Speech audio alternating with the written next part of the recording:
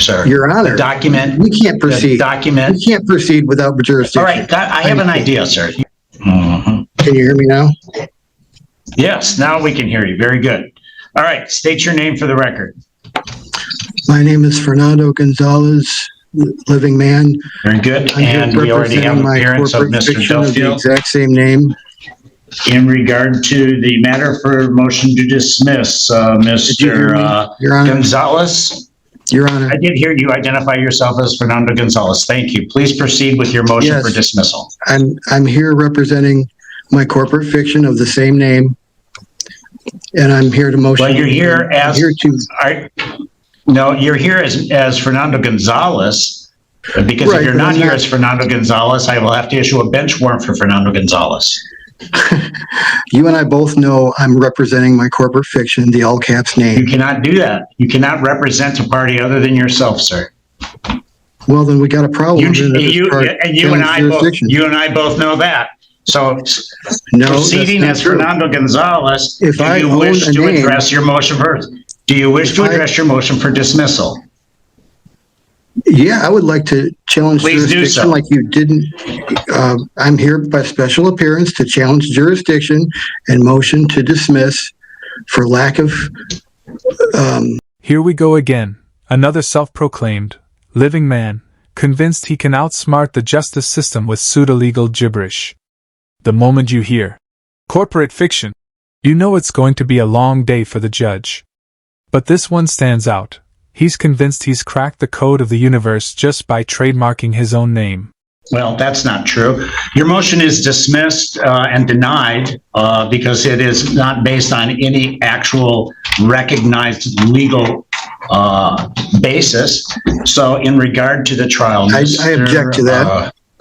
Okay, that's fine. You can object. And upon receipt of your judgment, you can go ahead and file an appeal on that if you so choose, but we are proceeding. Mr. Duffield. Thank you. I would call Deputy Louise Hempston to the stand.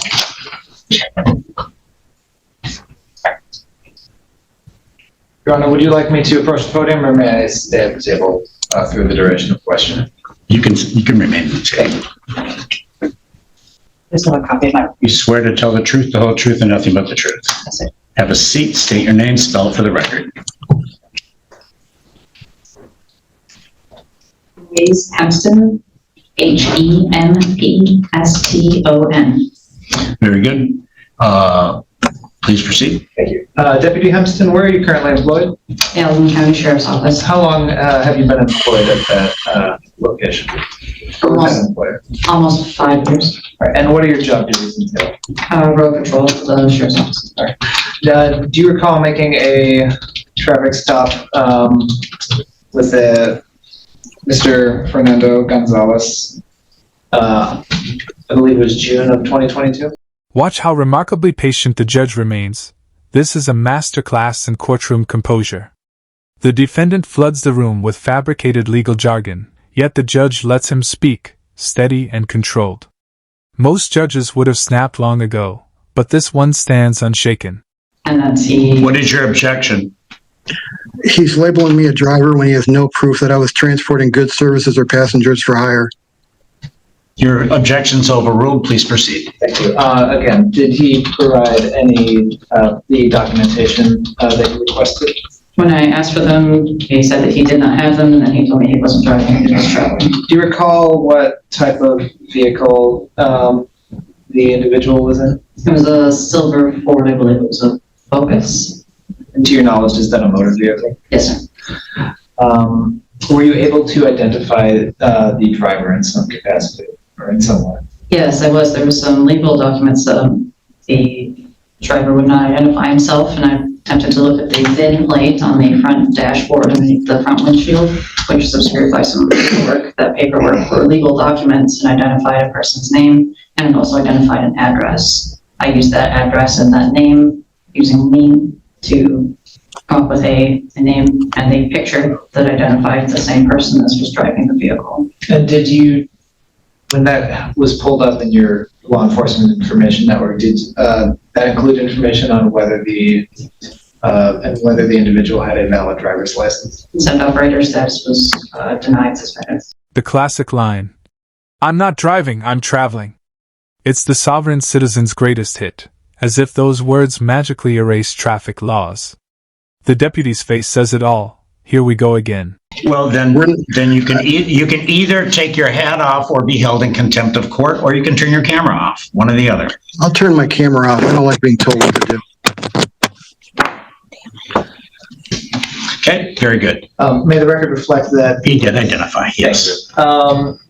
And so you said that this traffic stop occurred northbound US 131 near the 66-mile marker? Yes, sir. To your knowledge, is that within the borders of Allegan County Yes, sir. in the state of Michigan? Yes, sir. And US 131, is that a limited access highway? Yes, it is. All right, at this point, Your Honor, I would ask to move to admit the People's Marked Exhibit 1 under MCL 257.204A, given that it is a record kept by the Secretary of State in compliance with that statute, and is a certified copy of such, if I may approach. You may.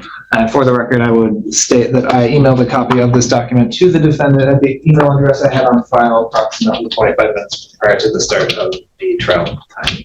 All right. Any objection to the exhibit, Mr. Gonzalez?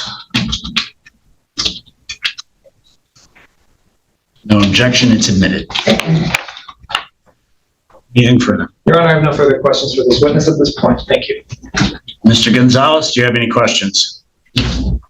Now it turns downright absurd. The man refuses to remove his hat unless he's paid $500. You can practically see the judge's patience vanish. But instead of arguing, she delivers a cold, effortless power move. Fine, turn off your camera. Pure authority, zero emotion. Sir. Your Honor, The document. we can't proceed. The document. We can't proceed without jurisdiction. All right, I have an idea, sir. You don't interrupt me, and I'll try not to interrupt you. So go ahead and make, if you've indicated that you didn't have any questions, and that's fine.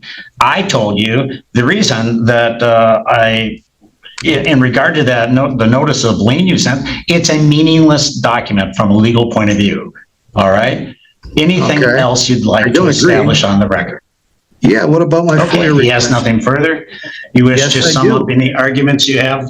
I object. Mr. Duffield. You're not letting me proceed. You're not letting me defend Sir, myself. you're not proceeding. You keep saying you want a motion for dismissal, but I've already didn't say that. directed that Yeah, that I is said it denied. But I asked you, did you read the FOIA request that I just sent you a while back? Sir, no, I did not read a FOIA request because I haven't received one. So I can tell sent you, one. and not only that, that would be irrelevant to this proceeding. How would you know without So, reading it first? anything further? How would you know without reading it first?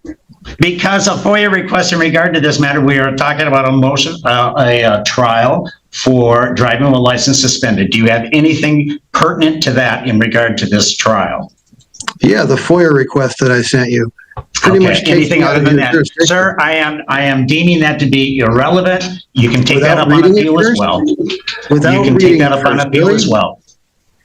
Well, So sir, you don't file things a moment before a trial and then expect the court to receive it. First of all, we didn't receive it, but in any event, sir, I've already Well, I made my never ruling. even- Do you I have, never sir, con- I'm not going to argue with you. The matter that is disposed of, you can address it on That's appeal. why we're here Anything- today, is to argue. Sir, Now, listen to Sir, you can Your address it on appeal. Your You can Honor, address it on appeal, sir. you want to get out of this so bad, you don't even want to fight with me on this, or what? You're I just don't want to gonna fight ignore with me? you at all because that's nonsense. I don't want to fight with you. I have nothing against you, sir. I'm just asking you to proceed with pertinent information. Well, how would you know if something's pertinent if you don't look Okay, at it? that's enough. Here's where it all unravels. Gonzalez keeps looping back to one word, jurisdiction. He repeats it like a magic spell, as if saying it enough will make the case vanish. You can feel the judge's silent exhaustion, the calm frustration of reasoning with a brick wall. Your Honor, my office's obligation is to prove the elements of this crime, each one beyond a reasonable doubt. The elements being that first, that the defendant operated a motor vehicle, which is defined under MCL 25733 as a vehicle that is self-propelled. I believe based on the testimony that the vehicle at issue in this case is meets such a definition. Second, that the defendant was the one who operated that vehicle on a highway. US 131 being a limited access freeway under the 66-mile marker, I believe we have. I object. Is the only testimony in evidence compels that conclusion. And third, that at the time that the defendants, at the time of the travel, or of the driving, the defendant's operator's license was suspended or revoked. We've heard testimony from the deputy that she cross-checked using the law enforcement information network, which showed that the defendant had a suspended or revoked license. Further, we have since procured a copy of the Secretary of State certified driving record that the Secretary of State maintains by statute, which also shows that it has been suspended. So I believe we've met all of the elements of the crime beyond a reasonable doubt, and I would ask that the court find such. Thank you. The prosecutor steps in and instantly resets the tone, precise, methodical, and calm. He runs through every element of the crime like a checklist of truth, erasing 15 minutes of chaos in under 60 seconds. That's real professionalism. I thought this case was squashed a long time ago, or else I would have prepared for trial, which I never even consented to last time I challenged jurisdiction. I should get more time to defend myself if this case is going to be going forward without me being able to defend myself. That's not fair. I thought this case was squashed the moment I sent that ticket back with all rights reserved. Well, that's With 72 nonsense, hours. and, so that is, There's nothing to you've base known this that on case has other been than- pending. This case has actually been pending since 2022. That's not my fault. Here, I rescinded well, that that is ticket indeed in your, 72 hours. in any So event. your guys' I do find that the fault for- people have proven their case beyond a reasonable doubt. I do find that he's guilty in this matter. Fines are $250. State costs $50. Court costs $200. Crime victim right fee of $75. You don't have my consent on any of this. And $150 in bench warrant fees. And I want my bail back too. That would be then a total of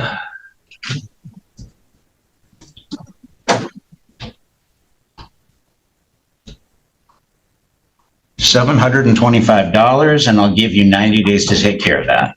That's Is there not gonna bond? happen. Is there actually bond that's been posted? We have $300 bond. We'll apply bond, I object to that. and we're applying it.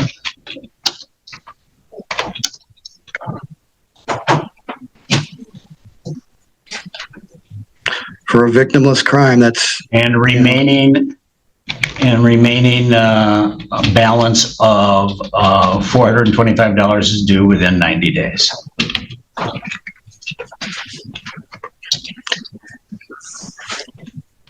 We're all set. We're going to mail out the judgment to you, sir. If you wish to appeal, you're welcome to do so. thanks. Exhibit, Judge. I'm sorry? Exhibit. The exhibit's returned to the prosecutor. The ending drips with pure irony. The judge calmly delivers a by-the-book guilty verdict, and Gonzalez fires back with, "I don't consent," as if court rulings need permission. It's almost courtroom comedy at this point, a legal theater of denial.